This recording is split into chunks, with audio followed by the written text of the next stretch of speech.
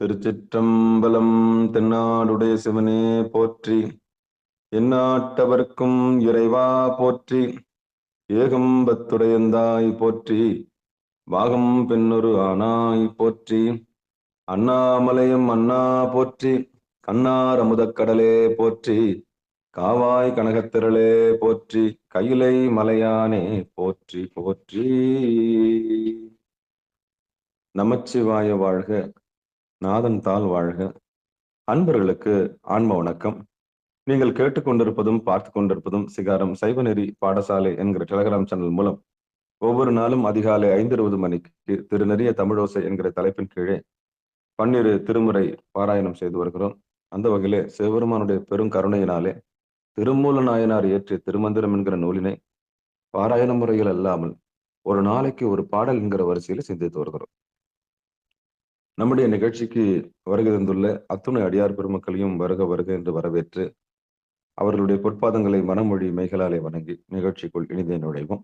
நுழைவதற்கு முன்பதாக 12 திருமுறை ஆசிரியர்கள் துதி, திருக்கதவு அடைதல், திருக்கதவம் திறத்தல், திருப்பள்ளி எழுச்சி போன்ற பாடல்கள் எல்லாம் பாடி நிகழ்ச்சியை துவங்குவதை ஒரு வழக்கமாக வைத்திருக்கிறோம். அந்த வகையிலே இன்றைக்குண்டான 12 திருமுறை ஆசிரியர் துதியினை படிப்பதற்காக அடியேன் திருச்சிற்றம்பலம் தில்லையம்பலம். ஊழியர்கோன் வெப்பொழித்த புகழியர்கோன் கழல் போற்றி, ஆழிமிசை கல்மிதப்பில் அணைந்தபிரான் அடி போற்றி, வாழி திருநாவலூர் வன்தொண்டர் பதம் போற்றி, ஊழிமலி திருவாதவூரர் திருத்தால் போற்றி போற்றி.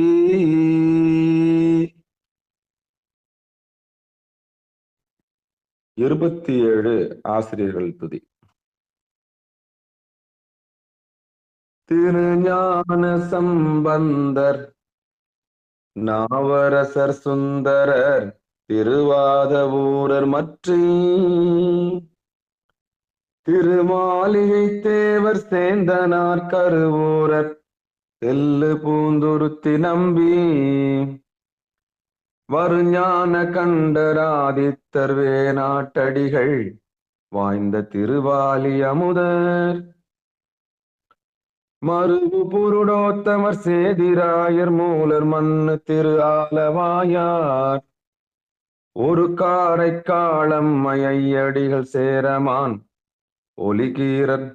ஒளிர்கீரர் கல்லாடனார், உன் கபிலர் பரணர் மெய்யுணர் இளம் பெருமானோடு ஓங்கும் மதிராடிகளார், திருமேவு பட்டினத்து அடிகளோடு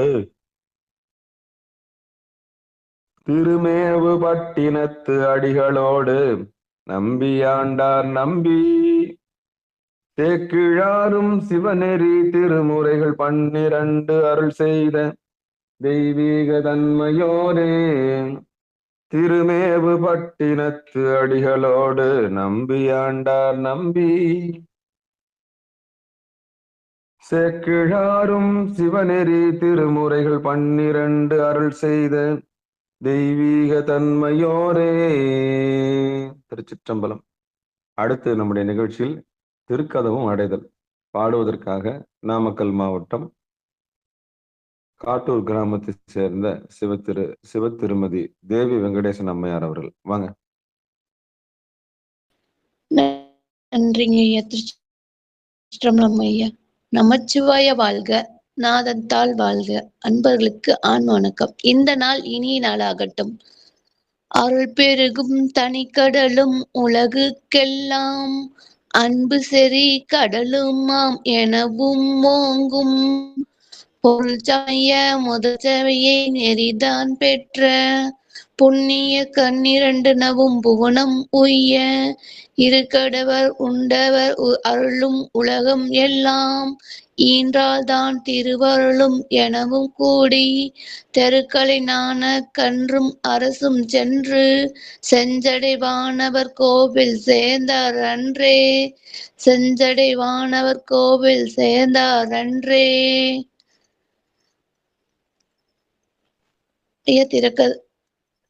திருக்கதவும் திறத்தல் படித்தது. பெருமான் பேரானந்தத்து பிரியாதிருக்க பெற்றிருக்காள், அருமான் உற்றை பின்னை நீ அம்மா அலங்கி அரற்றாதே. திருமாமணிச்சே திருக்கதவும் திறந்த போதே சிவபுரத்து திருமால் அறியா திருப்புயங்கன் திருத்தால் சென்று சேர்வோமே. திருமால் அறியா திருப்புயங்கன் திருத்தால் சென்று சேர்வோமே. நன்றிங்க ஐயா. அடுத்து நம்முடைய நிகழ்ச்சியில் திருப்பள்ளி எழுச்சி பாடுவதற்காக தென்காசி மாவட்டம் சிவத்திரு ராமகிருஷ்ணன் ஐயா அவர்கள். வாங்க ஐயா. ஐயா திருச்சிற்றம்பலம் மல்லிகா ராமகிருஷ்ணன். போற்றியன் வாழ் முதல் ஆகிய பொருளே உலர்ந்தது பூங்கலர்க்கு இணை துணை மலர் கொண்டு ஏற்றினின் திருமுகத்து எமக்கருள் மலரும் எழில் நகை கண்டு திருவடி தொழுகோம். சேற்றிதழ் கமலங்கள் மலரும் தன் வாயல் சூழ் திருப்பெருந்துறை உரை சிவபெருமானே.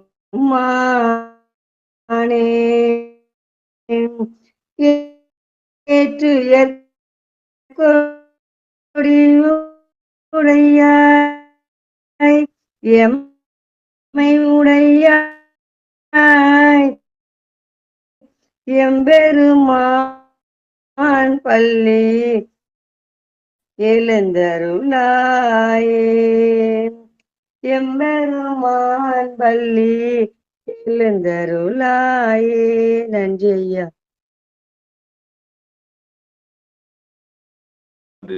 நல்ல இணைப்புள்ள இடத்துல வந்து இல்லைங்க, பரவாயில்ல. இருந்தாலும் கொஞ்சம் திருச்சிற்றம்பலம். சரஸ்வதி அம்மா பெரும்புலர் காலை மொழி பாருங்களா? சரிங்கய்யா.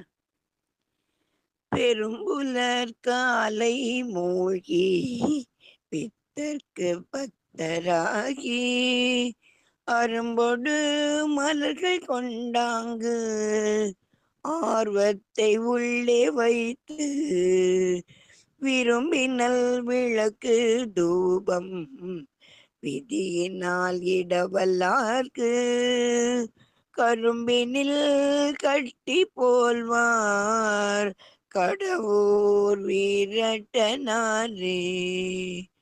கரும்பினில் கட்டி போல்வார் கடவுர் வீரட்டனாரே. நன்றி ஐயா.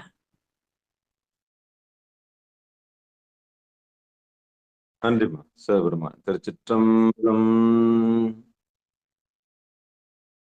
அன்பர்களுக்கு ஆன்ம வணக்கம். நீங்கள் கேட்டுக்கொண்டிருப்பதும் பார்த்து கொண்டிருப்பதும் சிகாரம் சைவநெறி பாடசாலை என்கிற டெலிகிராம் சேனல் மூலம் ஒவ்வொரு நாளும் அதிகாலை 5:20 மணிக்கு திருநெறிய தமிழோசை என்கிற தலைப்பின் கீழே திருமூல நாயனார் இயற்றிய திருமந்திரம் என்கிற நூலினை பாராயண முறையில் அல்லாமல் ஒரு நாளைக்கு ஒரு பாடல் என்கிற வரிசையில் சிந்தித்து வருகிறோம். அந்த வகையிலே நம்முடைய நிகழ்ச்சிக்கு வருகை தந்துள்ள அத்துணை அடியார் பெருமக்களையும் வருக வருக என்று வரவேற்று நிகழ்ச்சிக்குள் இனிதே நுழையும். திருச்சிற்றம்பலம் தில்லையம்பலம். தென்னாடுடைய சிவனே போற்றி, எந்நாட்டவர்க்கும் இறைவா போற்றி. திருமந்திரத்தில் 3ஆம் தந்திரத்தில்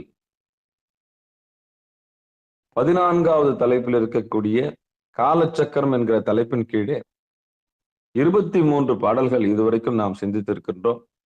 24வது பாடலை நாம் இன்றைக்கு சிந்திக்க இருக்கின்றோம். திருச்சிற்றம்பலம் தில்லையம்பலம். இன்றைக்கு உண்டான திருமந்திர பாடல் கண்ணன் பிறப்பிலே காணந்தியாய் உள்ள என்னும் திசையுடன் ஏகாந்தனாயிடும் கண்ணன் பிறப்பிலே காணந்தியாய் உள்ள என்னும் திசையுடன் ஏகாந்தனாயிடும் தின்னென்றிருக்கும் சிவகதியாய் நிற்கும் நன்னும் பதமிது நாடவல்லார்க்கே தின்னென்று இருக்கும் சிவகதியாய் நிற்கும் நன்னும் பதமிது நாடவல்லார்க்கே.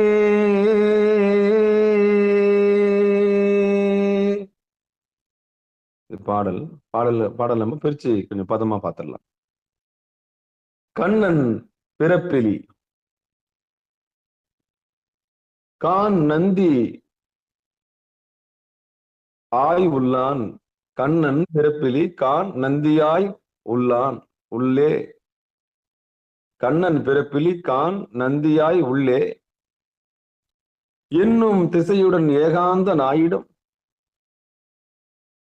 தின்னென்று இருக்கும் சிவகதியாய் நிற்கும் நன்னும் பதமிது நாடவல்லார்கட்கே.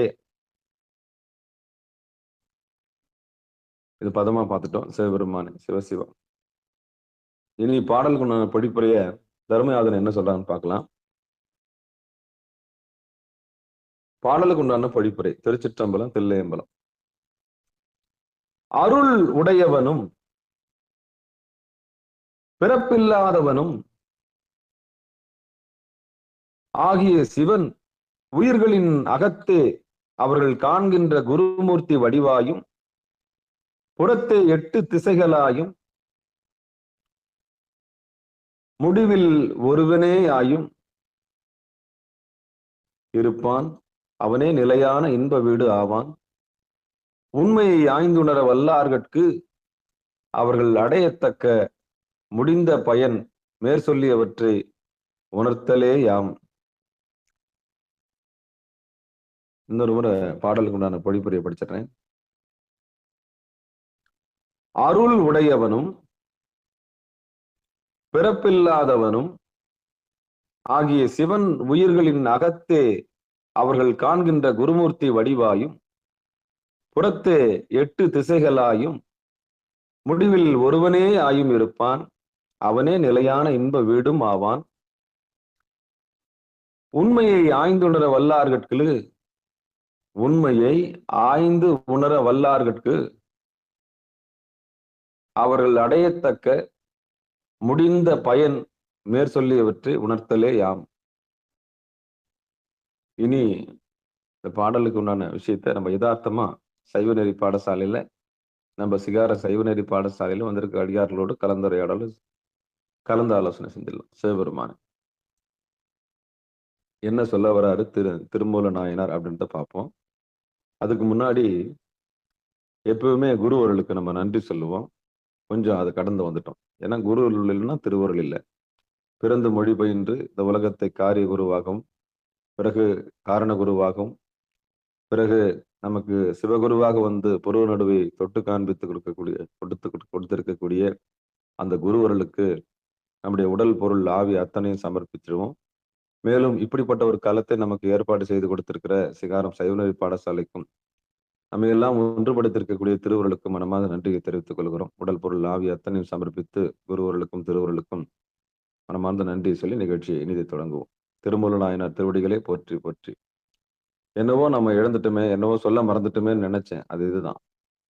நிகழ்ச்சியை ஆரம்பிக்கிறதுக்கு முன்னாடி என்னவோ நம்ம சொல்ல மறந்துட்டுமே நினைச்சேன். அது என்னன்னா குருவர்களுக்கு நன்றி சொல்லுதல், திருவருளுக்கு நன்றி சொல்லுதல், இந்த நூலை இயற்றிய திருமந்திர நூலை இயற்றிய திருமந்திர நூலை இயற்றிய திருமூல நாயனாருக்கு நன்றி சொல்லுதல்.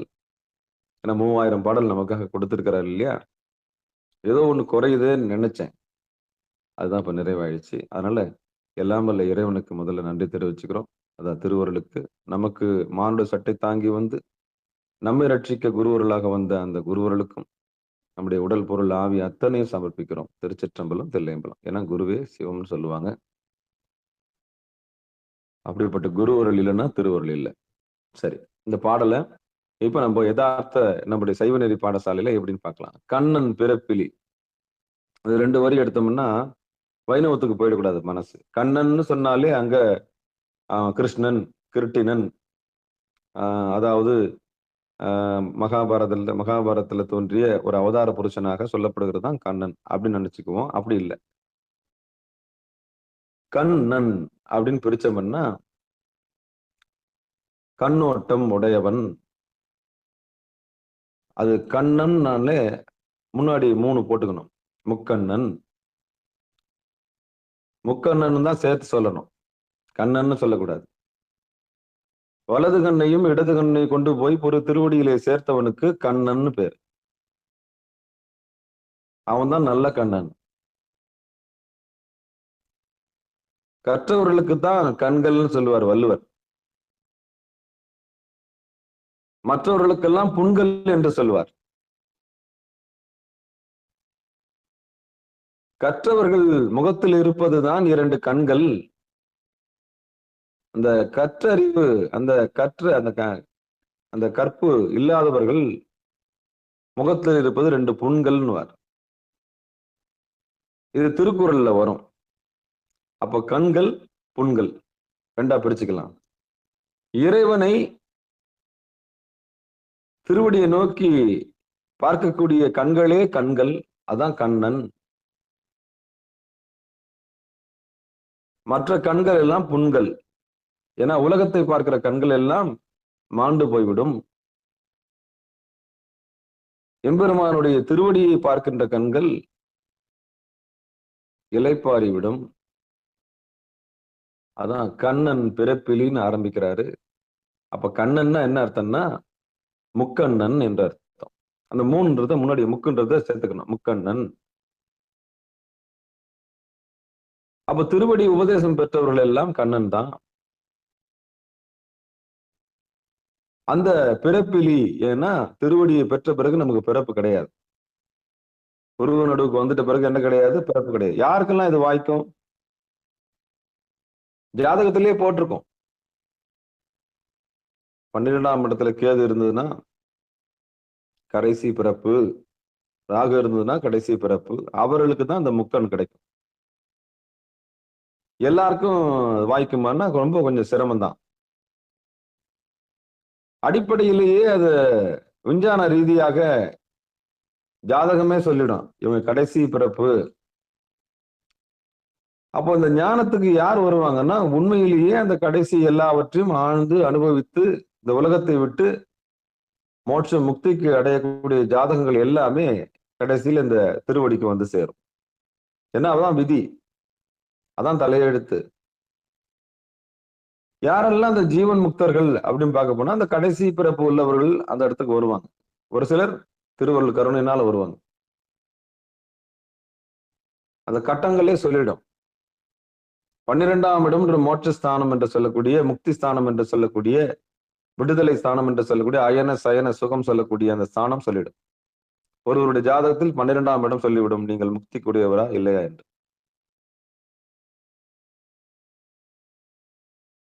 அந்த அடிப்படையிலேயே நிச்சயம் எல்லாருக்கும் அது கிடைக்காது. அந்த பாக்கியம் உள்ளவர்களுக்கு மட்டும்தான் இந்த முக்கன் கிடைக்கும். அதான் திருவடி கிடைக்கும். எல்லாருக்கும் இது வாய்க்காது. அந்த அடிப்படையில இந்த பிறவி பெருந்துயரை தீர்ப்பதற்காக இந்த உபதேசம் பெற்று யார் ஒருவர் அந்த முக்கன் எம்பெருமானை தனக்குள்ளே தரிசனம் செய்கின்றாரோ அவர்களுக்கு கண்ணன் என்று பெயர். அவர்கள்தான் பிறப்பிலி. கண்ணன் பிறப்பிலி கான் நந்தி யாய் உள்ளே.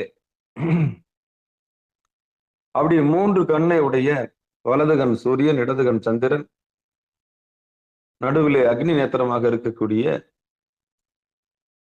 நந்தி ஸ்தானம் என்று சொல்லக்கூடிய அந்த நந்தியை யார் ஒருவர் தரிசனம் செய்கின்றாரோ அவர்கள் பிறப்பிலி. கண்ணன் பிறப்பிலி கான் நந்தியாய் உள்ளே என்னும் திசையுடன் ஏகாந்தனாயிடும். 2வது வரி என்ன சொல்லுதுன்னா, முதல் வரி கண்ணன் அப்படின்னா முக்கண்ணை உடையவன், முக்கண்ணை அறிந்தவன், உபதேசம் பெற்றவன். உபதேசம் பெற்றவனுக்கும் உபதேசம் பெறாதவனுக்கும் என்ன வித்தியாசம்? உபதேசம் பெறாதவனுக்கு புண்ணு, உபதேசம் பெற்றவனுக்கு கண்ணு, அவ்வளவுதான். புருவ நடுவிலே தீட்சையை பெற்றவனுக்கு, தொட்டு காண்பிக்கப்பட்டவனுக்கு கண்ணு, அவன் கண்ணன். அந்த உபதேசம் பெறாதவர்களுக்கு புண்ணு, கண்கள் புண்கள், அவ்வளவுதான். அந்த பிறப்பை அறுக்கக்கூடிய வித்தையை, சுத்த வித்தை 96 தத்துவங்களும் முடிகின்ற அந்த புருவ நடுவிலே கொண்டு போய் யார் ஒருவர் சேர்க்கின்றாரோ அவர்கள் பிறப்பிலி.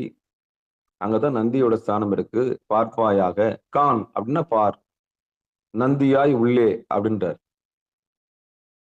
இந்த இடது கண்ணையும் வலது கண்ணையும் கொண்டு போய் நந்தி ஸ்தானம் என்று சொல்லக்கூடிய, ஞானஸ்தானம் என்று சொல்லக்கூடிய, அறிவு ஸ்தானம் என்று சொல்லக்கூடிய, விடுதலை ஸ்தானம் என்று சொல்லக்கூடிய, லலாடம், சமஸ்கிருதத்திலே லலாடம் என்று சொல்லக்கூடிய புருவ நடுவிலே கொண்டு போய் யார் நிறுத்துகிறார்களோ அவர்கள் பிறப்பிலி என்கிற தன்மையை எழுதுகிறார்கள். அதான் கண்ணன் பிறப்பிலி கான் நந்தியாய் உள்ளே என்னும் திசையுடன் ஏகாந்தனாயிடும். அப்படி எண்ணி பார்க்கும் பொழுது 8 திக்குக்கும் மேலாக ஏகாந்தமாக அமர்ந்து விடலாம். அப்படி அருள் உடையவனும் பிறப்பில்லாதவனும் ஆகிய சிவன் உயிர்களின் அகத்தே அவர்கள் காண்கின்ற குருமூர்த்தி வடிவாயும் புறத்தே 8 திசைகளாயும் அப்படின்னு இங்க பொடிப்புரையில பார்த்தோம். புரியட்ட ஆகாயம் புலப்பட எனக்கு தெரியட்டு நிலையும் தரிசனப்படுத்தி அப்படின்னு ஔவையார் சொல்றாங்க. பொதுவா 4 திசைகள். அந்த 4 திசைகளை குறுக்குல ஒரு திசையை ஒரு பாட்டு போட்டோம்னா வடகிழக்கு, தென்கிழக்கு, தென்மேற்கு, இப்படி அந்த 4க்கு நடுவுல ஒரு கோடு போட்டோம்னா 8 திக்காயிடும். வடகிழக்கு, கிழக்கு, தென்கிழக்கு, தெற்கு, தென்மேற்கு, மேற்கு, அப்புறம் வடமேற்கு, அப்புறம் வடக்கு, அப்புறம் வடகிழக்கு. இப்படி பிரிச்சீங்கன்னா 8 ஆயிடும். திசை 8 ஆயிடும். அப்ப எண்ணும் திசையுடன் எண்ணும்னா 8.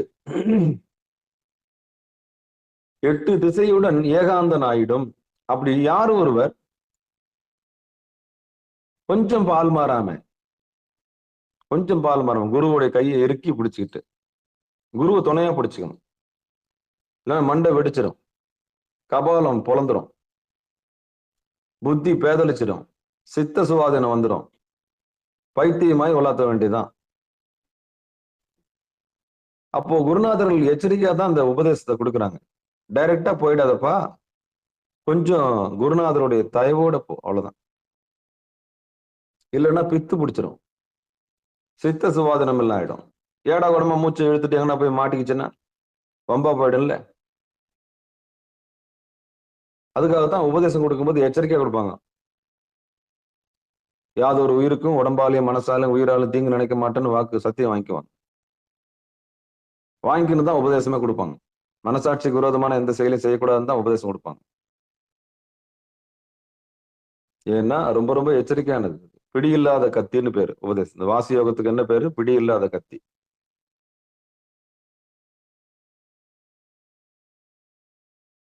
தீட்சையிலேயே கடைசி தீட்சை இதுதான்.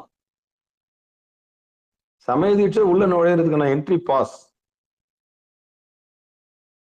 சிவதீட்சை தன்னைத்தானே அர்ச்சிக்க ஒரு என்ட்ரி பாஸ். நிர்வாண தீட்சை விடுதலை பெறுவதற்கான என்ட்ரி பாஸ். அவ்வளவுதான்.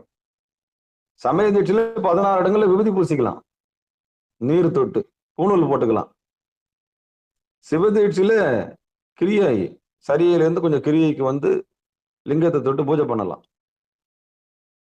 பஞ்சமா பாதகம் செய்ய மாட்டேன்ற வாக்குறுதி கொடுத்து. அப்புறம் ஆச்சாரிய அபிஷேகம்லாம் இருக்குது. பரார்த்த பூஜை பண்ணலாம். நிர்வாண தீட்சை ஆச்சாரிய அபிஷேகம்னா என்ன? நீங்க ஒரு கும்பாபிஷேகம் பண்ணலாம், அவ்வளவுதான். நீங்க ஒரு குடமுழுக்கு பண்ணலாம், நீங்க கோயில்ல பூஜை பண்ணலாம். அப்ப இதுக்கெல்லாம் ஒரு படிநிலை இருக்கு. யார் இதுல அதிகாரம் கொடுக்குறது? ஆதீனங்கள் இருக்கு. அடிப்படையில அன்பு இருந்தா மட்டும் போதும். ஒழுக்கம் இருக்கணும். அடிப்படையில அன்பும் ஒழுக்கம் இருக்கணும், இயமம் இருக்கணும், நியமம் இருக்கணும். பஞ்சமா பாதகத்துக்கு பயப்படணும். மனசாட்சிக்கு விரோதமா இல்லாம சத்தியத்துல இருக்கிறவங்க மட்டும்தான் லிங்கத்தை தொடக்கூடிய ஒரு பெரிய வாய்ப்பு கிடைக்கும்.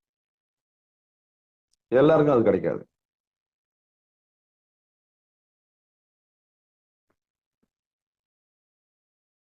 ஆமா. அப்போ ஏமா ரொம்ப முக்கியம். இதுதான் திருமூலர் சொல்றாரு. ஒழுக்கம் இல்லாதவனுக்கு திருமந்திரத்துல இடமே கிடையாது. அடிப்படையில பேசிக்கே உடைஞ்சு போச்சு. கட்டடமே தீர்ந்து போச்சு. கடக்காலே சரியில்லை. அதுக்கப்புறம் மேல எப்படி கட்டடத்தை எழுப்புறது? அதுக்கப்புறம் யோகம் பண்ண என்ன, அவன் சரியை பண்ண என்ன, கிரியை பண்ண பேசிக்கே உடைஞ்சு போச்சு. வந்தா போகாதது புகழும் பழியும். வந்தால் போகாதது புகழும் பழியும். எச்சரிக்கையா இருக்கணும். சிவனடியார்கள் ரொம்ப எச்சரிக்கையா இருக்கணும். ரொம்ப ரொம்ப எச்சரிக்கையா இருக்கணும். சிவபெருமான், சிவசிவா ரொம்ப எச்சரிக்கையா இருக்கணும். இந்த முதல் வரி என்ன சொல்லுதுன்னா, எம்பெருமானுடைய திருவடியை தொட்டவர்கள் கண் அவர்கள் பிறப்பிலி என்கிற நந்திஸ்தானத்தை பெறுகிறார்கள். இரண்டாவது வரி என்ன சொல்லுதுன்னா, 8 திக்கும் பார்த்து ஏகாந்தனாக இருக்கலாம் என்கிற வரியை சொல்லுகிறார். என்னும் திசையுடன் ஏகாந்தனாயிடும். அதான் சொன்னேன் இப்போ. 4 திசை மட்டும் இல்லாமல் அதுக்கு குறுக்கில் இருக்கிற ஒரு கோடு போட்டோம்னா அதுவும் ஒரு திசையா மாறி 8 திசையா மாறும். 8 திசையை அனுபவிக்கலாம். ஏகாந்தனாயிடும். ஏகம் பரம் நாதம், ஏகாம்பர நாதம். சூத்திரம் இதுதான். அப்ப இத்தனை கோயில் எதுக்கு சாமி? தன்னை அறிவதற்கு, தன்னை அறிந்து இன்பம் உறுவதற்கு. தன்னை அறிந்து இன்பம் உறுவதற்கு தான் இவ்வளவும். தன்னை அறிவதற்கு உள்ளான தடைகள் எத்தனைன்னா ஆணவம், கண்மம், மாயை.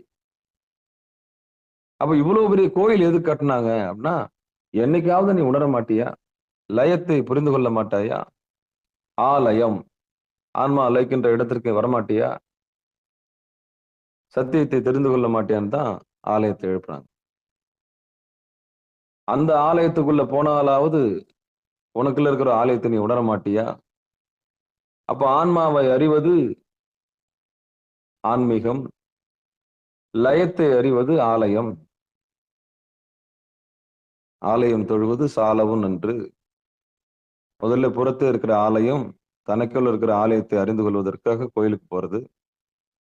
தனக்குள்ளே லயப்பட்டு விட்டால், அந்த சிவாய நம என்ற மந்திரம் லயப்பட்டுடுச்சுன்னா தனக்குள்ளே உட்காந்துக்கலாம்.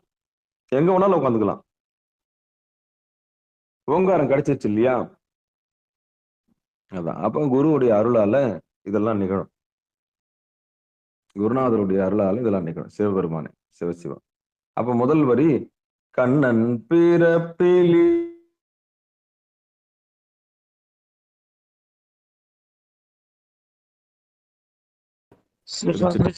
ஒண்ணும் கேட்கலையா? ஓ நமச்சிவாய். கொஞ்சம் பாருங்க, கொஞ்சம் பாருங்க, கொஞ்சம் பாருங்க. இப்ப நான் பேசுறது கேக்குதுங்களா? இப்ப கேக்குதா? இப்பதான் கேக்குதுங்க. முதல்ல கேட்கலையா? ஆமா, இணையதளம் நின்னு போச்சுங்க ஐயா. இணையதளம் நின்னு போச்சு. இப்பதான் கைபேசியில இருந்து வரேன். திருச்சிற்றம்பலம், தில்லையம்பலம். கண்ணன் பிறப்பிலி காணந்தியாய் உள்ளே என்னும் திசையுடன் ஏகாந்தனாயிடும்.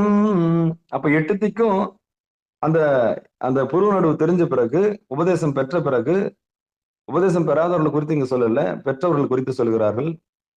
அப்போ அந்த ஏகாந்தனா இருக்கக்கூடிய அறிவு வந்துடும். அப்போ யார் ஒருவர் லயித்து ஒரு நாளைக்கு 24 நிமிஷம்ன்றதை கூட்டி கூட்டி கூட்டி கூட்டி அங்கேயே லயித்து இருக்க ஆசைப்படுகிறார்களோ, தன்னை மெய்மறந்து இருக்க ஆசைப்படுகிறார்களோ, அவர்களுக்கு ஏகாந்தனாக இருக்க 8 திசையும் வாய்க்கும். அப்படி திண்ணென்று உறுதியாக புருவ நடுவிலே யார் ஒருவர் ஐக்கியப்பட்டு விட்டார்களோ அங்க இன்ப வீடும் சிவகதியும் கிடைக்கும். அதான் 3வது வரி சொல்லுது. முதல் வரி கண்ணன் பிறப்பில்லி கான் நந்தியாய் உள்ளே என்னும் திசையுடன் ஏகாந்தன் ஆயிடும். அப்ப ஆரம்பத்துல பாக்குறதுக்கு ரொம்ப சிரமமா இருக்கும். கண்ணுல தண்ணி வரும், ஒரு மாதிரி கண்ணுல தண்ணி வடியும், புருவ நடுவே பார்க்க முடியாது, தலைவலிக்கும், பின்பக்கம் பாரமா இருக்கும், குருநாதருடைய தயவு வேணும். போராடி தான் அந்த இடத்த நம்ம பார்க்கணும். நந்தி ஸ்தானம், அதுக்கு பேர் என்ன? ஞானஸ்தானம். இந்த இடத்துக்கு வர்றதே இல்லை சிவனடியார்கள். இந்த இடத்துக்கு வர்றதே இல்லை. உண்மையை தெரிஞ்சுக்கணுன்ற ஆர்வம் இருந்தா தானே வர முடியும். தான் அவனாகவே மாற வேண்டும் என்கிற ஆர்வம் இருந்தா தானே வர முடியும். மாணிக்கவாசகர் பெற்ற உபதேசம் இதுதான்ற அறிவு இல்லாம தானே இருக்கிறாங்க.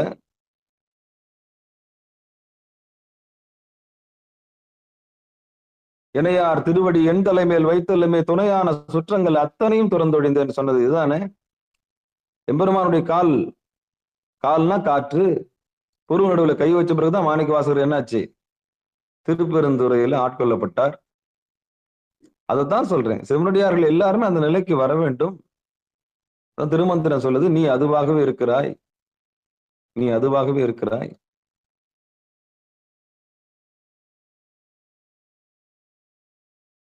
அப்போ அந்த முதல் வரி, கண்ணன் பிறப்பிலி கான் நந்தியாய் உள்ளே, நந்திய பெருமானுடைய இடம் புருவனடு. அதில் உள்ளே பார்த்து எவன் ஒருவன் 8 திக்கையும் ஏகாந்தத்தில் லைத்திருக்கின்றானோ அவன் ஏகாந்தன் ஆகின்றான். அடுத்து திண்ணன் என்றிருக்கும், தின் என்றிருக்கும் சிவகதியாய் நிற்கும். அப்படி உறுதிப்பட்டுடுச்சுன்னா அதுவே கதி ஆயிடும். அதான் சிவகதி. சிவ சிவ என்கிற தீவினையாளர், சிவ சிவ என்றிட தீவினை மாலும், சிவ சிவ என்றிட தேவரும் ஆவார். சிவ சிவ என்ன சிவகதி தானே. யார் அந்த சிவகதியில லயிச்சு, புருவ நடுவிலே லயிச்சு மேலும் கீழும் சுவாசம். எப்ப மனம் உள்ள ஒடுங்குச்சு அப்ப மூச்சு கொஞ்சம் ஒடுக்கிடும். மனம் வியாபிச்சுன்னா மூச்சு வெளியே போய் வரும்.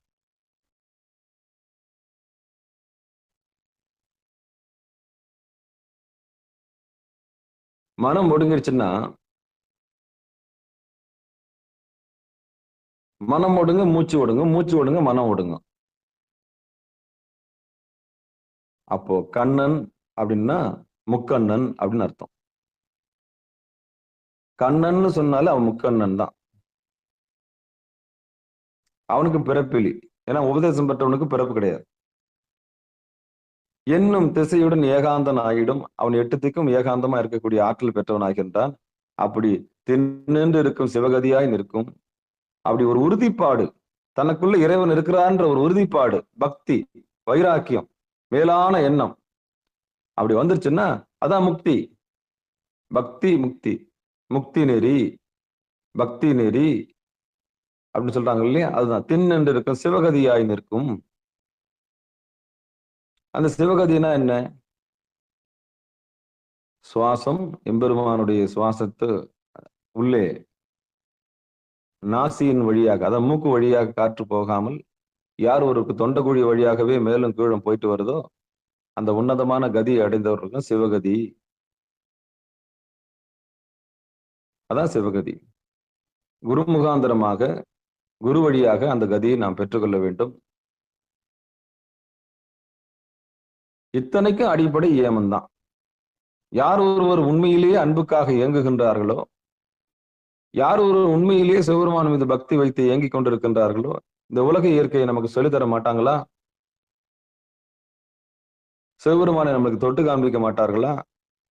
அப்படி இயங்குறாங்களா? அவங்களுக்கெல்லாம் இந்த சிவகதி கிடைக்கும். இந்த ஜென்மம் எடுத்து என்ன புண்ணியம் தெரியலையே, என்னைக்கு நான் எம்பெருமானுடைய திருவடியை வாழும்போது பெறுவது எப்படி அப்படின்னு இயங்குறாங்க இல்லையா? அவங்களுக்கு தான் அது வாய்க்கும், மற்றவங்களுக்கு வாய்க்காது. ஏன்னா மற்றவங்களுக்கு எல்லாம் நிலையில்லாததை நோக்கி போயிடுவாங்க, நிலையானதை நோக்கி வரமாட்டாங்க. அவங்களுக்கு இந்த உபதேசம் கிடைக்காது. அப்ப 3வது வரி என்ன சொல்லுதுன்னா, தின்னு இருக்கும் சிவகதியாய் நிற்கும். அப்போ உறுதிப்பாடு கிடைக்கும். அந்த நிலையான இன்ப வீடு நிச்சயம் உறுதி ஆயிடும். அப்போ இது இளமையிலேயே கற்றுக்கொள்ள வேண்டிய ஒரு பாடம். இளமையிலேயே இந்த பூணூல் கல்யாணம் என்று சொல்லுகிறார்களே, அதுபோல திருஞான சம்பந்தருக்கு வைபவம் நடக்கலாம். அது மாதிரி இளமையிலேயே இந்த சத்தியத்தை தெரிந்து கொள்ளக்கூடிய ஒரு வாய்ப்பு நமக்கு கிட்ட இருக்க வேண்டும். காலப்போக்கிலே பல சுற்றுகளை கடந்த பிறகுதான் நமக்கு இந்த செய்தி நமக்கு வந்து சேர்கிறது. திருநீருனா என்ன, சிவபெருமான்னா யாரு, ருத்ராட்சம்னா என்ன, 5 எழுத்துனா என்னன்னு பல சுற்று கடந்த பிறகுதான் ஒரு உயிருக்கு தெரியுது. அதான் அவங்க செஞ்ச புண்ணியத்துக்கு ஏத்த மாதிரி, செய்த புண்ணியத்துக்கு ஏத்த மாதிரி எம்பெருமானுடைய ஆட்கொள்ளப்படுதல், தடுத்து ஆட்கொள்ளப்படுதல், இதெல்லாம் நடக்குது. அது அவங்களுடைய பாவ புண்ணியத்துக்கு ஏத்த மாதிரி. எல்லாருக்குமே உடனே பிறந்த 7 வயசுல எல்லாம் கிடைக்கல. சில பேர் நல்ல குடும்பத்துல பிறந்து இருப்பாங்க, ஆனா திருவடி தெரிஞ்சுக்காம இருப்பாங்க. ஏன் பிராமண குடும்பத்திலே பிறந்திருப்பாங்க, பூணூல்லாம் போட்டிருப்பாங்க, ஆனா உண்மை என்னன்னு தெரியாது. ஏகப்பட்ட கர்வம் வந்து சூழ்ந்துக்கும். படிச்ச கர்வம் வந்து விடாது. செல்வம் சேர்ந்த கர்வம் வந்து விடாது. இப்படி ஏகப்பட்ட கர்வத்துல போய் உயிர் சிக்கிக்குச்சுன்னா பிறந்த பிறப்புல உயர்ந்த ஜாதி என்ற நினைப்பு இருக்கும். பணிவு இருக்காது, பக்தி இருக்காது, இயல்பிலேயே திமிர் இருக்கும். இதெல்லாம் சாமி தான் என்ன பண்ணுவாரு, உணர்த்தி, அப்பா நீ ஒன்றும் பெரிய ஆள் இல்லப்பா, எல்லாரும் போலதான், எல்லாருக்கும் இருக்கிற உயிர் தான் உனக்கும் இருக்கு அப்படின்ற அறிவு சாமி உணர்த்தினா மட்டும்தான் அந்த அறிவு வரும். நீ ஒன்றும் பெரிய ஆள் இல்லை சாமி அப்படின்னு சாமி அதை சமதையை கொண்டாடுவாரு. அந்த சம நோக்கை கொண்டாந்து எல்லா உயிரையும் சமமா பார்க்கக்கூடிய அறிவை கொண்டாந்துட்டாருன்னா அதுதான் பக்குவம். அதுதான் பக்குவம். அப்போ இந்த பாடல்கள் எல்லாம் இப்ப நம்ம சிந்திக்கிற இந்த பாடல் உண்மையிலேயே தேடி வந்திருக்கிறவங்களுக்கு மட்டும்தான் அது பொருந்தும். ஆமா, இல்லைன்னா அது பொருந்தாது. அப்ப நன்னும் பதம் மீது நாட வல்லார்களுக்கு அப்படின்னு கடைசி வரியில முடிக்கிறார். யார் ஒருத்தர் தேடல் இருக்கிறதோ, யார் இறைவனை தெரிந்து கொள்ள வேண்டும் என்ற ஆர்வம் இருக்கிறதோ, தனக்குள்ளே எம்பெருமானை அனுபவிக்க வேண்டும் என்கிற ஆசை இருக்கிறதோ, ஆசைப்பட்டேன் கண்டாய் அம்மானே என்ற மாதிரி தன்னில் லயித்திற்கு யார் ஒருத்தர் பிரியப்படுகிறார்களோ அவர்களுக்கு குருநாதர்கள் வந்து வாய்க்கிறார்கள். மானுட சட்டை தாங்கி வந்து எம்பெருமான் வந்து நிற்கிறார். அவ்வளவுதான். அருள் உடையவனும் பிறப்பில்லாதவனும் ஆகிய சிவன் உயிர்களின் அகத்தே காணுகின்ற குருமூர்த்தி வடிவாயும் இருக்கின்றான் எப்படின்னு சொல்லிட்டு பொழிப்புரையில பார்த்தோம். அதுல எந்த மாற்று கருத்தும் கிடையாது. பிறப்பிலி, தான் தனியன், தாயுமிலி தந்தையுமிலி, இதான் ரகசியம். சிவபெருமான் திருச்சிற்றம்பலம் தில்லையம்பலம்.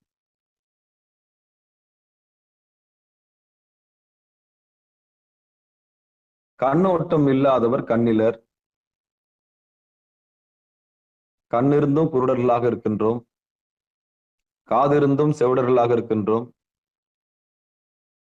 அப்படின்னா என்ன அர்த்தம்னா, குருநாதருடைய உபதேசத்தை பெற்ற பிறகும் நாம் திருவடியை பார்க்காமல் இருக்கின்றோம். அப்படி யார் ஒருவர் அந்த திருவடியை பார்க்காமல் இருக்கின்றார்களோ அவர்கள்லாம் குருடர்கள், கண்ணோட்டம் இல்லாதவர்கள். எம்பெருமானுடைய திருவடி எது என்று தெரிந்த பிறகும் பார்க்காமல் இருக்கின்றார்கள் என்று சொன்னால் அவர்கள் திருடர்கள், மன்னிக்கவும் குருடர்கள். அப்ப நந்திஸ்தானத்தை பார்க்க மறுக்கிறாங்கன்னு சொன்னா அவங்க எப்பேற்பட்ட பாவத்தை செய்யறாங்க அப்படின்றதுதான் உண்மை. ஒரு குறிப்பிட்ட காலத்துல உபதேசம்ன்ற பேர்ல உயிர்களுக்கு கொடுக்க வேண்டிய இதை கொடுத்தே ஆகணும். இல்லைன்னா அறியாமையிலேயே அது என்ன பண்ணணும், இறந்து போயிடும். அறியாமையிலேயே இறந்து போயிடும். காண மயிலாட கண்டிருக்குமாம் வான்கோழின்ற மாதிரி எதையோ பார்த்து எதையோ நினைச்சு முக்தி நினைச்சு என்ன பண்ணும், தானும் மயிலனை பாவிச்சுட்டு சுட்டி காண்பித்தால் மட்டும்தான் அது வான்கோழியா இல்ல மயிலான்றது அறிவு வரும். தனக்கு உண்டானது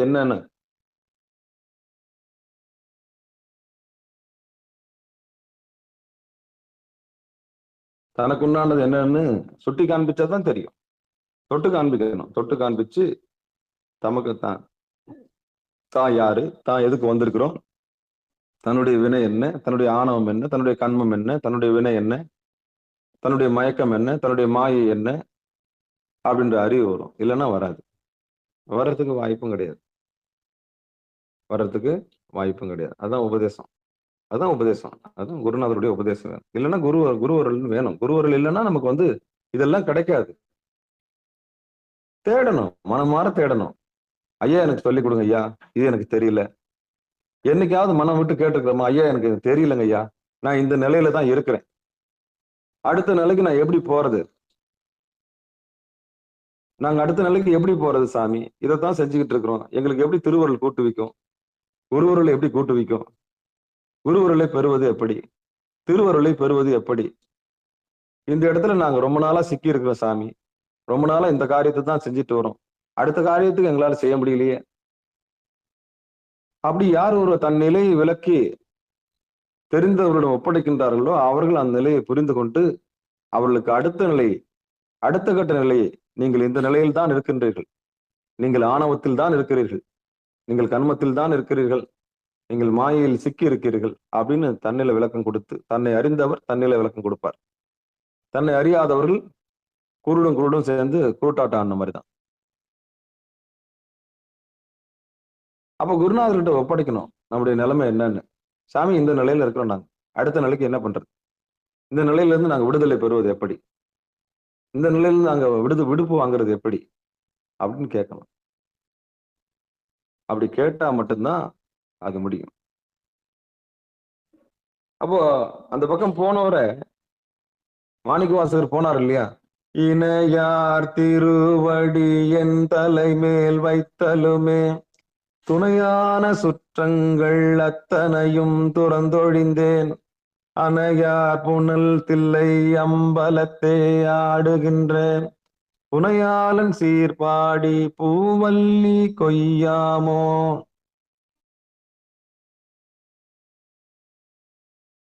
அப்படிப்பட்ட இறைவன் தடுத்து ஆட்கொண்டார் இல்லையா, அது மாதிரிதான் இறைவன் அவன் அருளாலே அவன் தாள் வணங்கி அப்பட்ட ஒப்படைக்கணும். அப்பா, எனக்கு இந்த அறியாமை நீக்கி கொடுங்க, இந்த துன்பத்துல இருந்து எனக்கு விடுதலை கொடுங்க அப்படின்னு கேட்டா மட்டும்தான் அது நமக்கு கிடைக்கும். சிவசிவா, திருச்சிற்றம்பலம். உண்மை என்னன்னு தெரிஞ்சு, திருவடி என்னன்னு தெரிஞ்சு போற்றி அங்க நம்ம பணிஞ்சு நின்னோம்னா நிச்சயம் நமக்கு எல்லாமே கிடைக்கும். அதுல இருந்து மாற்று கருத்தும் கிடையாது. திருச்சிற்றம்பலம், தில்லையம்பலம். இந்த கண்ணன் பிறப்பிலி கான் நந்தியாய் உள்ளே, நந்தி ஸ்தானம்னா அதுதாங்க. ஆமா, நந்தி எம்பெருமான்னா யார் ஒருவருடைய மனம் உள்ளே ஒடுங்கி புருவ நடுவில் நிற்கிறதோ அதான் நந்தி ஸ்தானம். ஆமா. அப்ப இந்த பிரதோஷ வழிபாடு, அப்புறம் புற வழிபாடு, அப்புறம் இந்த இது எல்லாமே உள்முகமாக இருக்கக்கூடிய சூட்சமங்கள். ஆமா, அதான் சிவாச்சாரியார் அதை விளக்கி இருக்கணும். எல்லாருக்கும் அது விளக்கல. அது என்னன்னு தெரியல. அது ஒரு வியாபார நோக்கத்திலேயே கோயில் ஆயிடுச்சு. வியாபார நோக்கத்திலேயே போயிட்டதுனால சத்தியத்தை தெரிஞ்சு கொள்ளாமலே போயிடுச்சு. சொல்லுவாங்கல்ல, அரசாங்க பள்ளிக்கூடம் எல்லாம் சரியா இயங்குனா தனியார் பள்ளிக்கூடம் எதுக்கு? ஒழுங்காக இயங்க வேண்டிய அரசாங்க பள்ளிக்கூடம் ஒழுங்கா இயங்குச்சுன்னா தனியார் பள்ளிக்கூடம் தேவையில்லைல்ல. அதே மாதிரிதான் சிவாச்சாரியார்கள் சரியாக இருந்திருந்தால் சத்தியத்தை தேடுபவர்களுடைய எண்ணிக்கை அதிகமாயிருக்கும். உண்மையை தெரிந்து எல்லோரும் வீடு பெற்றிருக்கான வழியை தேடி இருப்பார்கள். அங்க சிவாச்சாரியார் சரியில்லாதனால வியாபார ஸ்தலமாக மாறிவிட்டது. கமர்ஷியல் என்று சொல்லக்கூடிய அந்த நோக்கத்துல போயிடுச்சு, லாப நோக்கில போயிடுச்சு கோயில். அதாவது பணம் பண்ணுகிற ஒரு இடமா போயிடுச்சு. அருள் செய்கிற ஒரு இடம் பணம் பண்ணுகிற ஒரு இடமா போயிடுச்சு, பொருள் செய்கிற ஒரு இடமா மாறிடுச்சு. அப்போ அருளை பெற வேண்டிய இடத்துல பொருளை பெற வேண்டிய ஒரு கட்டாயம் இன்னைக்கு நிலைமை ஆகி போச்சு. அருளை நோக்கி ஓடினவனுக்கு பொருள் இல்லைன்னா சாமி பார்க்க முடியல. 100 ரூபாய் கட்டணும், 50 ரூபாய் கட்டணும், சிறப்பு தரிசனம். இது எல்லாம் எப்படி போயிடுச்சுன்னா அபத்தத்துல முடிஞ்சிச்சு. கட்டணம் கட்டி தான் சாமியை பார்க்கணும் அப்படின்ற நிலைமை ஏற்பட்டுடுச்சு. கியூல நிக்க முடியல, வரிசையில நிக்க முடியல, சாமியை பார்க்க முடியல, உடனே 100 ரூபாய் கட்டணும், உடனே 50 ரூபாய் கட்டணும். அருள் பெறுவதற்காக உள்ளே நுழைய வேண்டிய இடத்துல இன்னைக்கு பொருள் இல்லைன்னா முடியலன்ற ஒரு நிலைமை ஏற்பட்டுச்சு. ரொம்ப ரொம்ப வருந்தத்தக்கக்கூடிய விஷயம், வருந்த வேண்டிய விஷயம் இது. அருள் பெற்று உய்ய வேண்டிய இடத்துல இன்னைக்கு பொருள் பற்றி பேசுகின்ற ஒரு பெரிய நிலைமை ஏற்பட்டுடுச்சு. அந்த நிலைதான் வருத்தத்துக்குரிய நிலைமை. அதான் திருமூலர் சொல்றாரு, இருக்கிற இடத்த விட்டு ரொம்ப எல்லாம் ஓட வேண்டாம், குருநாதர்கிட்ட உபதேசம் பெற்று தன்னை அறிந்து இன்புறுவதற்கான வழியை பாருங்க, இந்த உடம்புன்ற கோயில சுத்தமா வச்சுக்குங்க, இதுல பஞ்சமா பாதகம் செய்யாதீங்க, செஞ்சீங்கன்னா எம்பெருமானுடைய நிழல் அன்னைக்கு கூட இங்க தொடர்றது பாக்கியம் இல்லாம போகும். எப்ப ஏற்பட்ட சோதனை வந்தது நாவுக்கரசர் பெருமானுக்கு? சுண்ணாம்பு கால்வாயில் இடும்போது மாசில் வீணையும் மாலை மதியமும் வீசு தென்றலும் வீங்கில வேனிலும் மூசு வண்டரை பொய்கையும் போன்றதே ஈசன் எந்தை இணையடி நீழலே அப்படின்றாரு. அப்போ அந்த புருவ நடுவு இல்லைன்னா அவர் காப்பாற்றப்பட்டிருப்பாரா? நான் கேட்கிறேன். அவர் பயிற்சி செஞ்சிருக்கவும் தானே அந்த கால்வாயில போட உடனே கல்லை கட்டி தண்ணியில போட்ட உடனே நாசியின் வழியா சுவாசம் இல்லாதனால தானே அவர் காப்பாற்றப்பட்டாரு, மிதந்தாரு. பயிற்சி, அவ்வளவும் பயிற்சி. நாவுக்கரசர் செய்த பயிற்சி, சுந்தரமூர்த்தி சுவாமிகள் செய்த பயிற்சி, யோகத்தில் வெற்றி பெற்றவர்கள். சுந்தரமூர்த்தி சுவாமிகளே நினைச்சிருந்தவர் எவ்வளவு பெரிய யோகத்துல போனார் தெரியுமா? 3 நாளைக்கு முன்னாடியே கபாலத்தை பிரிச்சுட்டு போனார்.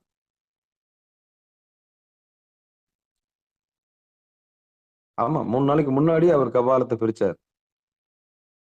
அருமை தோழர் முன்னாடி போக போறாருன்னு தெரிஞ்சு, வெள்ளை யானையில போக போறாருன்னு தெரிஞ்சு, சேரமான் பெருமான் போக போறாருன்னு தெரிஞ்சு, அதுக்கு முன்னாடியே ஒருத்தர் என்ன பண்ணாரு? அழகா தவத்துல உட்கார்ந்தாரு.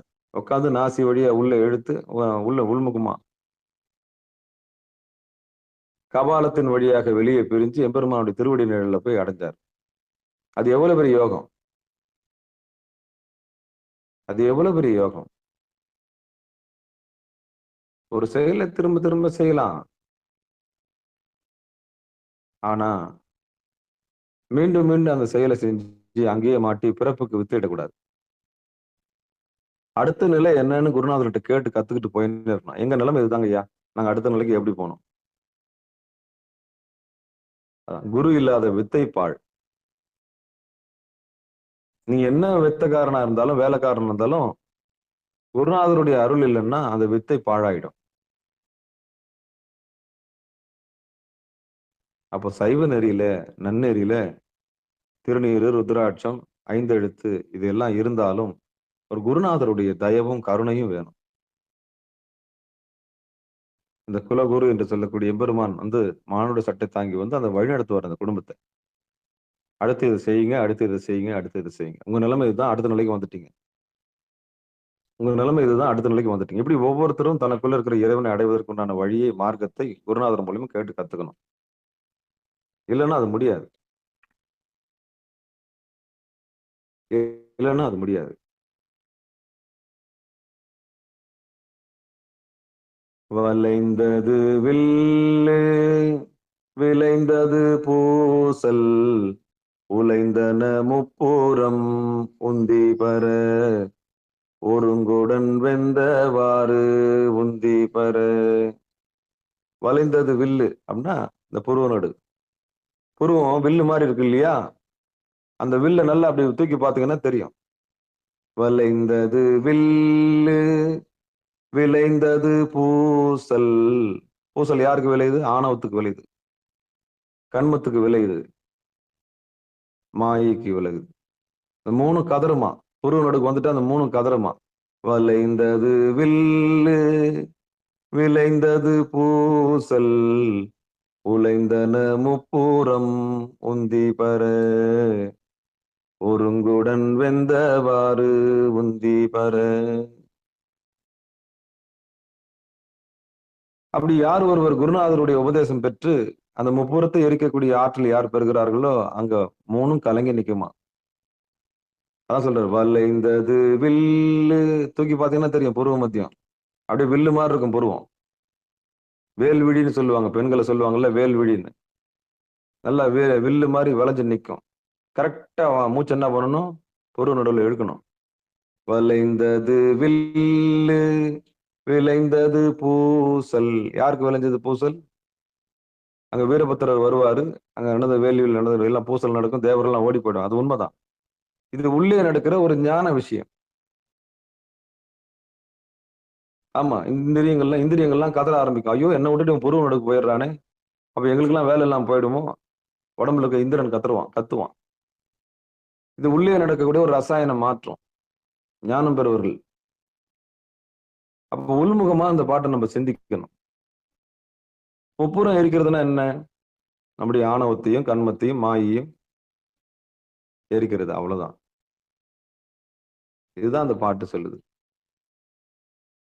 இப்படி யார் ஒருவர் குருநாதருடைய உபதேசம் பெற்று உண்மையை தெரிந்து கொண்டவர்களுக்கு இந்த தேவார திருவாசகங்களுடைய உண்மை அர்த்தம் நமக்கு புரிய ஆரம்பிக்கும்.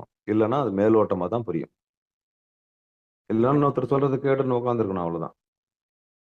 என்னைக்கு நமக்கு புரியுது, சாமி கிட்ட கேட்டுதான் நம்ம கத்துக்கணும். மெய்ஞானமாகி விழுகின்ற மெய்ச்சுடரே அப்படின்னு சொல்றாங்களே, அப்ப மெய்ஞானமாகி விழுகின்ற மெய்ச்சுடரை புறநடல பார்க்கணும். வெட்டாத கத்தி, சுடாத நெருப்பு. வெட்டாத கத்தி இருக்குது, சுடாத நெருப்பு இருக்குது, வெட்டாத சக்கரம். அப்ப இந்த பாட்டு கண்ணன் சொன்ன உடனே நீங்க பெருமாள் பக்கம் போயிடக்கூடாது. கண்ணன் சொன்னா அது முக்கண்ணன்.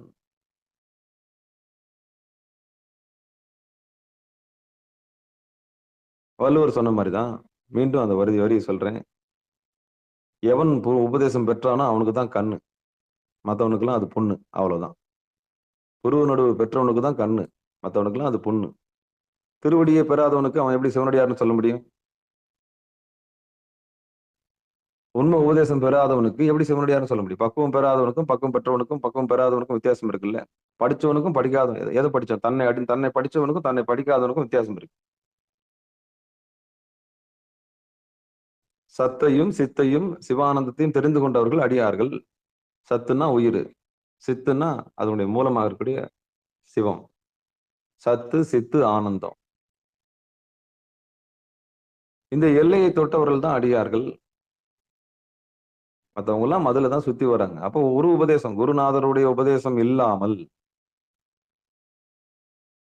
எதுவுமே வாய்க்காது. அதுதான் குருவர்கள் ரொம்ப முக்கியம். நாம எந்த நிலையில இருக்கிறோமோ அந்த நிலையை அங்கிருந்து, நீங்க எங்கிருந்து கொண்டு எங்க இருக்கிறீங்களோ அங்கேயே இருந்து வேண்டலாம்.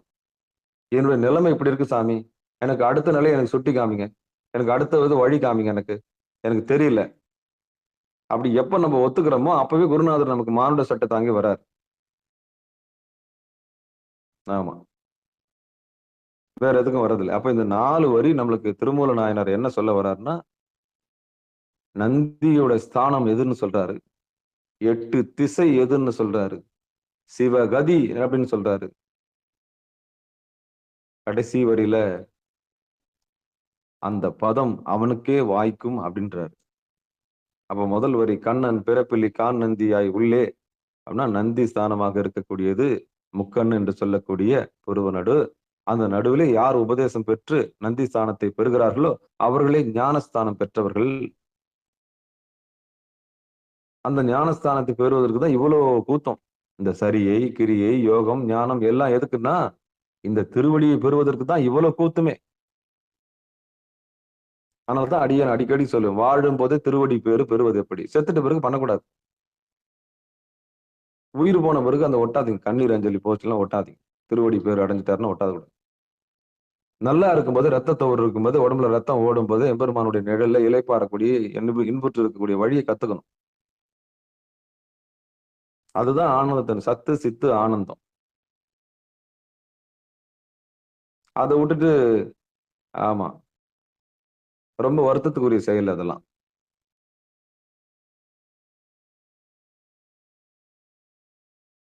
அப்போ முதல் வரியில சாமி நமக்கு என்ன உணர்த்துறாங்க திருமூல நாயனார்னா, கண்ணன் பிறப்பிலி அப்படின்னா முக்கண்ணை உடையவன் ஒருபோதும் பிறக்க மாட்டான், திருவடியை பெற்றவன் நிச்சயம் அங்க இலைப்பாறுதல் செய்வான். அப்போ கண்ணனுக்குன்றதுக்கு 3 முன்னாடி சேர்த்துக்க. முக்கண்ணன் அவன் தான் கண்ணன். பிறப்பிலி யார் ஒருவன் திருவடியை பார்த்து விட்டானோ, திருவடியில இருக்குன்னா அவனுக்கு பிறப்பிலி. இதுதான் ரகசியம். அப்ப நந்தி ஸ்தானத்தை முதல் வரியில விளக்குறார். அடுத்து நந்தி ஸ்தானம் பெற்றவனுக்கு 8 திக்கும் வசமாகிவிடும், ஏகாந்தனாக இருப்பான். 8 திக்கும் வசமாயிடும், என்னும் திசையுடன் ஏகாந்தன் ஆயிடும் அப்படின்றார். அப்ப ஏகம் பரம் நாதம். அப்ப ஏகத்தை உணர்ந்து புருவ நடுவில் ஏகத்தை பார்த்து பரமாகிய சகசிராரத்தை நோக்கி அப்புறம் நாதத்தில் மூழ்கி இருப்பவனுக்கு ஏகம் பரம் நாதம். ஏகம் பரம் நாதம், ஏகாம்பர நாதம். அப்ப அந்த நாதத்துல மூழ்கி இருப்பான். நாதம்னா என்ன? ஓங்காரம். ஓங்காரத்துடைய உட்பொருளை அறிவித்துன்னு சொல்றாரு இல்லையா? அப்ப ஓங்காரம் தெரிஞ்சு அவன் லயிச்சிருப்பான், தனிச்சிருப்பான், விழிச்சிருப்பான், பசிச்சிருப்பான். ஒரு சாதகன் எப்படி இருப்பான்? ஒட்ட மாட்டான் யாரு கூடயும். ஞானம் பெற்றுட்டான் இல்லையா? உபதேசம் பெற்றவர்கள் எப்படி இருப்பாங்க? தனிச்சிருப்பாங்க, விழித்திருப்பார்கள், பசித்திருப்பார்கள். இதான் வள்ளுவர் சொன்னது, வள்ளலார் சொன்னது. ஞானத்துக்கே போகாதவங்க செம்மறியாடு மாதிரி தான். செம்மறியாடு மாதிரி தான், கூட்டு மனப்பான்மை இருக்கும். தனிச்சு இயங்குற அறிவே அவங்களுக்கு வராது. ஏன்னா உபதேசம் பெறல. செல்ஃபா இயங்குற அறிவே வராது. சுய புத்தியே இருக்காது. எல்லாரும் செய்யறாங்க, நான் செய்யறேன். எல்லாரும் போறாங்க, நான் போறேன். எல்லாரும் பண்றாங்க, நான் பண்றேன். அவ்வளவுதான். ஏன் பண்றேன், எதுக்கு பண்றோம் என்ற அறிவே இல்லாம பண்றது. அந்த கூட்டு மனப்பான்மை. அப்ப விடுதலை பெறணும்னா தனிச்சு வரணும். அவங்கவுங்க மோட்சத்தை, அவங்கவுங்க முக்தியை அவங்கவுங்க தான் தேடணும். அவங்கவுங்க விடுதலையை அவங்கவுங்க தான் தேடணும். கணவன் மனைவிக்காகவோ, இல்ல மனைவி கணவனுக்காகவோ, இல்ல மகன் தாய்க்காகவோ, இல்ல தாய் மகனுக்காகவோ, இல்ல மகள் தந்தைக்காகவும், தந்தை மகளுக்காகவும் முக்தி என்ன பண்ண முடியாது, தேட முடியாது. அவரவருக்கு உள்ளபடி ஈசனர்களாலே அவங்கவுங்க வினை அவர்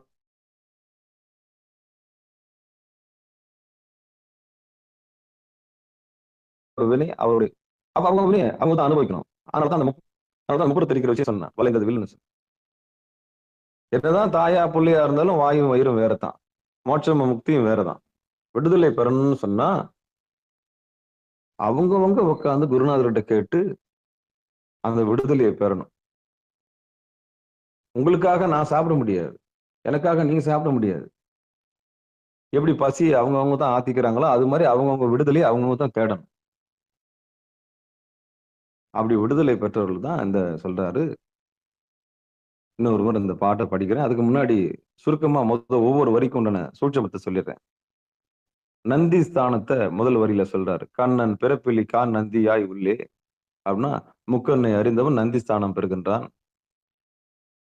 இரண்டாவது, என்னும் திசையுடன் ஏகாந்தன் ஆயிடும். அப்படி எவன் ஒருத்தன் முக்கன்ல உட்கார்ந்து லயிச்சு நின்றானோ அவனுக்கு 8 திசையும் வசமாக்கி ஏகாந்தன் ஆயிடுறான். மூணாவது வரி, தின்னென்று இருக்கும் சிவகதியாமே. அப்படி எவன் ஒருத்தன் நம்பி நந்தி ஸ்தானத்தை நம்பி உட்கார்ந்துட்டானோ அவனுக்கு தின்னென்று சிவகதி கிடைக்கும். ஆனா மனசு வெளியே போகாது, ஆடாம அசையாம லயிச்சு நிற்பான்.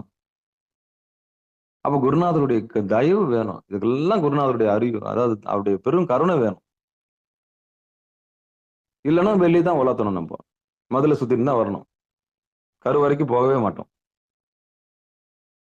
கருவறைக்கு போகவே மாட்டோம். முதல்ல சுத்தி சுத்தி வருமே கண்டி உள்ள போக மாட்டோம். பூட்டு போட்டிருக்கோம் கதவு, புருவ பூட்டு. அந்த புருவ பூட்டு திறக்கிறது யார்? இறைவன். பக்தியால தான் திறக்கணும்.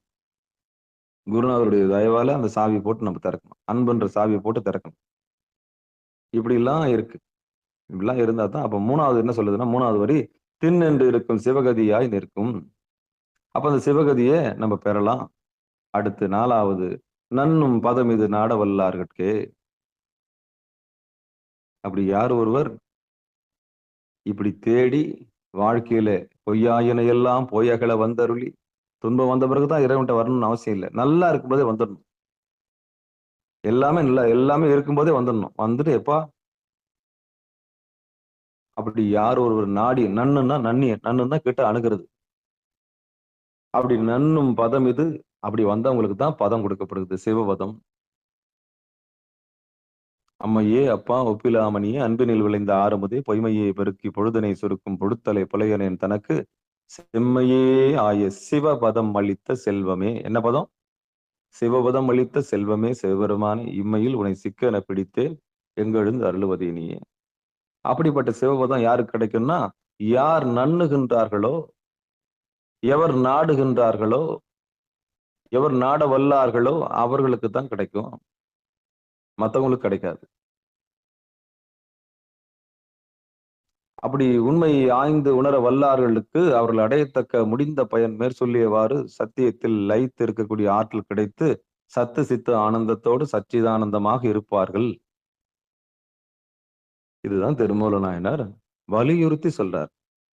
காலச்சக்கரம் திருமந்திரத்தில் 3ஆம் தந்திரத்தில் 14வது தலைப்பின் கீழே காலச்சக்கரத்தின் கீழே இருக்கக்கூடிய 24வது பாடல் என்ன வலியுறுத்தி நமக்கு சொல்லுகிறது அப்படின்னு சொன்னா, நந்தி ஸ்தானத்தை காட்டுகிறது. பிறகு ஏகாந்தனாக மாறக்கூடிய வழியை சொல்லுகிறது. மூன்றாவது, அங்கு உறுதியாக இருந்தால் நிச்சயம் சிவபதம் கிடைக்கும் என்கிற சத்தியத்தை நமக்கு சொல்லித் தருகிறது. ஒரு ஊக்கப்படுத்துகிற பாடலாக இந்த பாடல் இருக்கிறது. யாரெல்லாம் சரியிலிருந்து கிரியைக்கு வந்தார்களோ யாரெல்லாம் கிரியிலிருந்து யோகத்திற்கு வந்தார்களோ, யாரெல்லாம் யோகத்திலிருந்து ஞானத்திற்கு வந்தார்களோ, அவர்களுக்கெல்லாம் ஒரு படிப்பினையாக இந்த பாடல் அமைந்திருக்கிறது. நாம் எல்லாம் கைலாய பரம்பரை.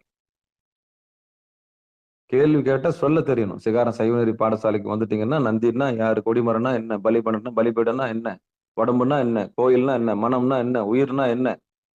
அக்கு வேற, ஆணி வேற பேச தெரியணும். மத்தவங்களுக்கும் நமக்கும் வித்தியாசம் இருக்கு. சைவநெறி பாடசாலைக்கு வந்தவங்களுக்கும், சைவநெறி பாடசாலைக்கு வராதவங்களுக்கும் வித்தியாசம் இருக்கு.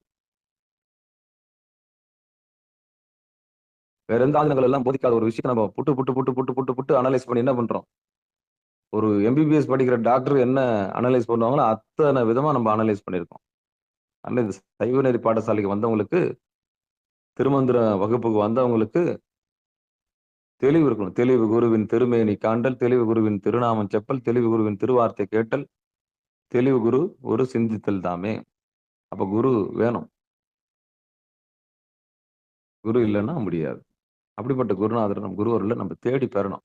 ஆமா, தேடி பெற்று நம்ம அடுத்த நிலை, நம்முடைய நிலைமையிலிருந்து அடுத்த நிலைக்கு நம்ம போகணும் அப்படின்னு சொல்லி இதுகாரம் பொறுமையா கேட்ட அத்தனை உள்ளங்களுக்கு மனமார்ந்த நன்றி சொல்லி இந்த பாடலை ஒரு முறை பாடிடுறேன். கண்ணன் பிறப்பிலே காணந்தியாய் உள்ள என்னும் திசையுடன் ஏகாந்த நாயிடும் தின்னென்றிருக்கும் சிவகதியாய் நிற்கும் நன்னும் பதமிது நாடவல்லார்கட்கே. அப்போ கண்ணன்னா முக்கண்ணன், அங்க வைணவத்துக்கு போயிட கூடாது, கிருஷ்ணன் சொல்லிட்டு அந்த பக்கம் போயிட கூடாது. கண்ணன்னா முக்கண்ணன், முக்கண்ணை அடைந்தவர்களுக்கு பிறப்பிலி. ரெண்டாவது, 8 தீக்கும் நமக்கு ஏகாந்தம் கூடிடும் அந்த பொருள் நடுவில் நிக்கிறவங்களுக்கு. அடுத்து 3வது, உறுதியா அந்த இடத்துல பற்றி நின்றவர்களுக்கு சிவகதி சத்தியமா வாய்க்கும். இதுல இருந்து மாற்று கருத்தும் கிடையாது. வள்ளலார் சொன்ன பேருண்மையை அருட்பெருஞ்சோதி அங்க பார்க்கணும், உறுதியா பார்க்கணும். நன்னும் பதம் இது நாட வல்லார்கட்கு அப்படின்னா இதுதான் அடையக்கூடிய பதம். எவ்வளவு பெரிய அப்பா டக்கரா இருந்தாலும், எவ்வளவு பெரிய ரிஷியா இருந்தாலும், எவ்வளவு பெரிய முனிவர்களாக இருந்தாலும், எவ்வளவு பெரிய சித்தர்களாக இருந்தாலும் கடைசியில் எங்க வந்து முடியணும்? இந்த இடத்துல தான் வந்து முடியணும். அதனால்தான் நன்னும் பதம் இது நாட வல்லார்களுக்கு. அப்ப நாடுகின்றவனுக்கு, இந்த உலகத்தில் இறைவனுடைய இருப்பிடத்தை தேடி தேடி அலைந்தவனுக்கு கடைசியில் புருவ நடுவே திருவடி என்கிற அறிவு வந்து சேருது இல்லையா? அதுதான் எண்டு. அதான் ஆட்டுக்குட்டி தோல் மேல வச்சுக்கணும் எந்த ஊருக்கு போய் என்ன பிரயோஜனம்? பணிவு வேணும், பக்தி வேணும், அன்பு வேணும், இரக்கம் வேணும், எனக்கு சொல்லித்தாங்கன்ற ஒரு பெரிய பக்குவம் வேணும். அப்பதான் ஆணவம் கரைஞ்சு என்ன பண்ணும்? அது லயிக்க முடியும். இல்லைன்னா அது வரைக்கும் சத்தியத்தை தெரிந்து கொள்ள முடியாது. ஒரு ஊரா அலைய வேண்டியதான். ஏன்னா அதுதான் கொம்பு முளைச்சிருக்கு இல்லையா? அந்த கொம்பு என்னைக்கு உடையிறது? அன்னைக்குதான் தேம்பல் வரும், அன்னைக்குதான் அழுக வரும், அன்னைக்குதான் அந்த வீம்பு போகும். அன்னைக்குதான் சுட்டு போட்டாலும் சில பேருக்கு வராது. சாமியோட கருணை வேணும். கருணை இருந்தா தான் அது திருவடி நமக்கு கிடைக்கும்.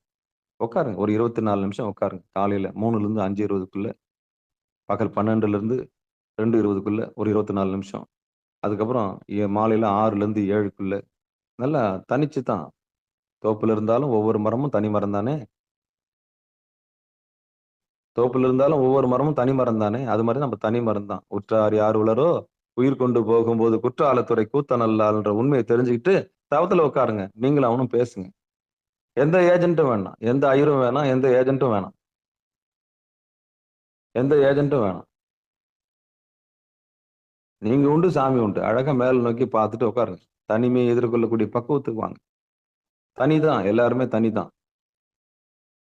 தோட்டத்தில் இருந்தாலும் ஒவ்வொரு மரமும் தனி மரம் தான். அந்த உண்மையை புரிஞ்சு ஒட்டி ஒட்டாம பெரிய கலையை கத்துக்கிட்டு அன்பாக எல்லாவற்றையும் அணுகி விருப்பு வெறுப்பு இல்லாம யாரையும் வெறுக்கவும் வேணாம், விரும்பவும் வேணாம். வெறுக்கவும் வேணாம், விரும்பவும் வேணாம். எதுக்கு வம்பு? அழகா நடுவுல நின்று எம்பெருமான் நடனத்தை புருவ நடுவுல பார்த்து ஏகாந்தமா இருக்கக்கூடிய அற்புதமான வழியை தான் இந்த திருமந்திரம் நமக்கு சொல்லியிருக்கு. அதனால இயமம் ரொம்ப முக்கியம், நியமம் ரொம்ப முக்கியம், ஆசனம் முக்கியம், பிராணாயாமம் முக்கியம், பிரத்யாகாரம் முக்கியம், தாரணை முக்கியம், தியானம் முக்கியம், சமாதி முக்கியம். இதெல்லாம் அடிப்படையில தெரிஞ்சு திருமூலருடைய திருவடியை நம்ம பணிஞ்சு கத்துக்கணும். அப்பதான் நமக்கு இந்த ஆகமம் என்னன்னு புரியும், தேவாரங்கள்லாம் என்னன்னு தெரிய ஆரம்பிக்கும், சத்தியம்னா என்னன்னு புரிய ஆரம்பிக்கும், தவம் பண்ணாதவர்களுக்கு எதுவுமே புரியாது. இல்லைன்னா நம்ம இன்னொருத்தர் சொல்றத கேட்டு நம்ம உட்காந்துருக்கணும் காலம் ஃபுல்லா. சொந்த அறிவே இல்லாம போயிடும். சாமி நமக்கு உணர்த்துறது அந்த உண்மையை தெரிஞ்சுக்காமலே நம்ம செத்து போயிடும். அசத்து, சத்து. இந்த அசத்து வேணுமா, சத்து வேணுமான்னு முடிவு பண்ணுங்க. சாமி சொன்ன விஷயத்த கடைபிடிங்கன்னு சொல்லி, தவத்துல உட்காருங்க. இந்த சத்தியத்தெல்லாம் நம்ம தெரிஞ்சுக்கலாம். திருமூலர் சொல்றது நமக்கு புரியணும்னு சொன்னா, தவத்துல உட்கார்ந்தா தான் புரியும். இல்லைன்னா புரியாது. இல்லைன்னா அது ஒரு பாட்டா தான் நமக்கான பாராயணம் பண்ணிட்டு போயிடுவோம். அவ்வளவுதான். பாட்டு படிச்சுட்டேன். நீங்க படிச்சீங்களா? படிச்சுட்டேன். அவ்வளவுதான். இப்போ உண்மையை தெரிஞ்சுக்க இல்ல. உண்மை தெரியாமலே போயிடும். அப்படின்னு சொல்லி, இதுகாரம் பொறுமையா இருந்து, இந்த 1 மணி நேரம் செவிமடுத்த அத்தனை அடியார் பெருமக்களுடைய பொன்னார் திருவடிகளை மனமொழி மெய்களாலே வணங்கி, எம்பெருமான் அருள் தரும் திருமூல நாயனருடைய பொற்பாதங்களை மனமொழி மெய்களாலே வணங்கி, நிகழ்ச்சியை இனிதை நிறைவு செய்வோம். இதுகாரம் நமக்கு இந்த மாதிரி ஒரு வாய்ப்பை கொடுத்த சிகாரம் சைவநெறி பாடசாலைக்கும், அடியேனை உள்ளிருந்து இயக்குகிற எல்லாம் வல்ல சிவானந்த பரமஹம்சருக்கும், குருநாதராக வந்து என்னை பக்குவப்படுத்திய ஆசானுக்கும், அவருடைய திருவடியில் மனமொழி மெய்களாலே வணங்கி, நிகழ்ச்சியை இனிதை நிறைவு செய்வோம். திருச்சிற்றம்பலம், தில்லையம்பலம். வாழ்த்து. மண்ணில் நல்ல வண்ணம் வாழலாம் வைகளும், எண்ணின் நல்ல கதிக்கு யாதுமோர் குறைவில்லை. கண்ணின் நல்ல குதிரும் கழுமல வலநகர், பெண்ணின் நல்லாளோடும் பெருந்தகை இருந்தது. தனம் தரும் கல்வி தரும் ஒரு நாளும் தளவரியா மனம் தரும், தெய்வ வடிவம் தரும் நெஞ்சில் வஞ்சமில்லா இனம் தரும், நல்லெண்ண எல்லாம் தரும் அன்பர் என்பவருக்கு கணம் தரும் பூங்குழலால் அபிராமி கடைக்கண்களே. ஆறிரு கடந்தோல் வாழ்க, அறுமுகம் வாழ்க, வெற்பை கூறுசை தனிவேல் வாழ்க, கூடம் வாழ்க, செவ்வேல் ஏறிய மஞ்சை வாழ்க, ஆனைதன் அணங்கு வாழ்க, மாரிலா வள்ளி வாழ்க, வாழ்க சீர் அடியார் எல்லாம், வான்முகில் வழாது பெய்க, மலிவலம் சுரக்க, மன்னன் கோன்முறை அரசு செய்க, குறைவிலாது உயிர்கள் வாழ்க, நான்மறை அறங்கள் ஓங்க, நற்றவம் வேள்வி மல்க, மேன்மைகுள் சைவ நீதி விளங்குக உலகம் எல்லாம், மேன்மைகுள் சைவ நீதி விளங்குக உலகம் எல்லாம், மேன்மைகுள் சைவ நீதி விளங்குக உலகம் எல்லாம் என்று சொல்லி, இதுகாரம் பொறுமையாக கேட்ட அத்தனை உணவுகளுக்கு மனமார்ந்த நன்றியை தெரிவிச்சுக்கிறேன். சிவபெருமான திருச்சிற்றம்பலம். அன்பர்களுக்கு ஆன்ம வணக்கம்.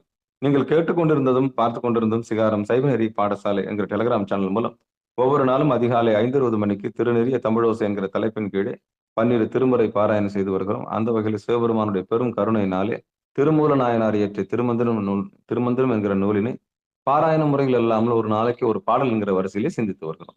நம்முடைய நிகழ்ச்சிக்கு வருகிறது சிறப்பித்த அத்தனை அடியார் பெருமகளுக்கும் மனமார்ந்த நன்றிகளை தெரிவித்துக் கொண்டு மனமொழி மெய்களாலே வணங்கி அவருடைய பொற்பாதங்களை நிகழ்ச்சியை இனிதே நிறைவு செய்வோம். திருச்சிற்றம்பலம், தில்லையம்பலம். மீண்டும் இன்றிரவு 8 மணிக்கும் பிறகு 9:50க்கும் உள்ள சிறப்பு நிகழ்ச்சியில் அடியார் பெருமக்கள் கலந்து கொண்டு பிறவி பெரும்பயனை அடையும்படி பணிவன்போடு கூறி விடைபெறுகிறோம். நற்றுணையாவது நமச்சிவாயவே. நமச்சிவாயவே ஞானமும் கல்வியும், நமச்சிவாயவே நானறிவிச்சையும், நமச்சிவாயவே நானவென்றேத்துமே, நமச்சிவாயவே நன்னெறி காட்டுமே என்று சொல்லி நிகழ்ச்சியை இனிதே நிறைவு செய்வோம். நன்றி, வணக்கம். திருச்சிற்றம்பலம், தில்லையம்பலம். அனைவருக்கும் வணக்கங்க.